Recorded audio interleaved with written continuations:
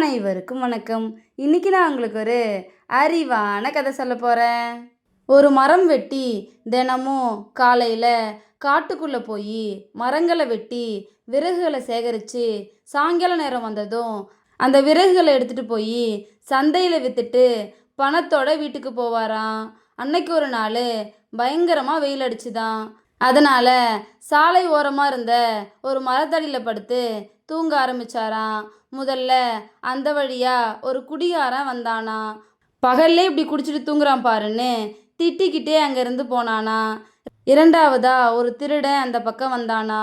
ராத்திரி பூரா கஷ்டப்பட்டு திருடி இருப்பான் போல, அதான் இப்படி தூங்கிட்டு இருக்கான் அப்படின்னு நினச்சிக்கிட்டே அங்கேருந்து போனானா. மூணாவதா அந்த பக்கம் ஒரு விவசாயி வந்தாராம். தினம் வெயிலில் வேலை செய்கிற என்னாலேயே இந்த வெயிலை தாங்க முடியல, பாவம் இவர் என்ன வேலை செய்கிறாரோ, ரொம்ப களைச்சி போய் தூங்கிட்டு இருக்காரு போல அப்படின்னு நினச்சிக்கிட்டே அங்கேருந்து போனாராம். கடைசியாக அந்த பக்கம் ஒரு முதியவர் வந்தாராம்.